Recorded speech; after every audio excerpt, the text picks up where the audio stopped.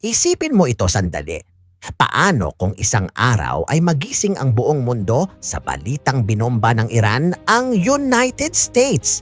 Hindi ito simpleng military incident. Sa geopolitics, ang ganitong pangyayari ay maaaring magsilbing mitya ng napakalaking digmaan na posibleng makaapekto sa buong mundo.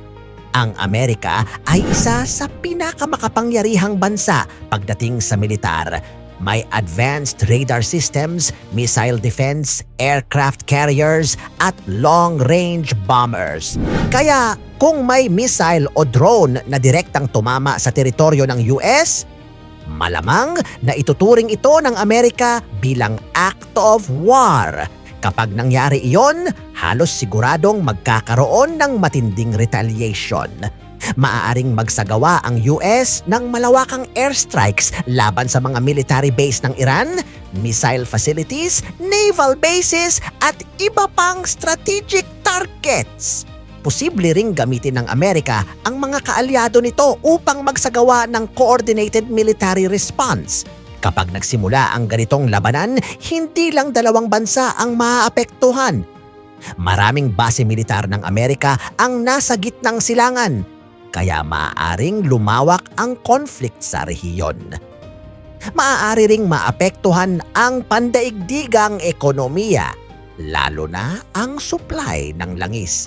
Ang isang mahalagang ruta ng oil trade ay ang Strait of Hormuz.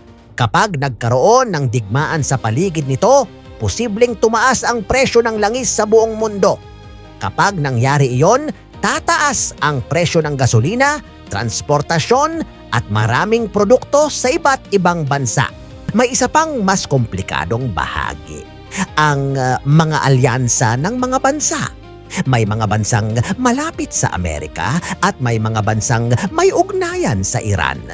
Kapag lumala ang tensyon, may posibilidad na pumasok ang ibang bansa sa conflict at ang isang regional war ay maaaring lumawak. Ito ang kinatatakutan ng maraming eksperto sa international relations dahil kapag nangyari iyon, hindi na lamang dalawang bansa ang sangkot kundi maaaring maraming rehiyon ang maapektuhan. Ngayon, isipin mo ito. Kung mangyari ang ganitong sitwasyon at tuluyang lumala ang tensyon sa pagitan ng dalawang makapangyarihang bansa, ikaw, payag ka ba na humantong ang mundo sa ganitong klasing digmaan? Sa tingin mo ba may tunay na mananalo kapag nagsimula ang ganitong laban? O lahat tayo ang mawawalan sa huli? Sa panahon ngayon kung saan konektado ang buong mundo sa ekonomiya at seguridad, malinaw na ang isang digmaan sa pagitan ng malalaking bansa ay hindi lang laban ng dalawang panig. Maaari itong maging krisis na mararamdaman ng buong planeta.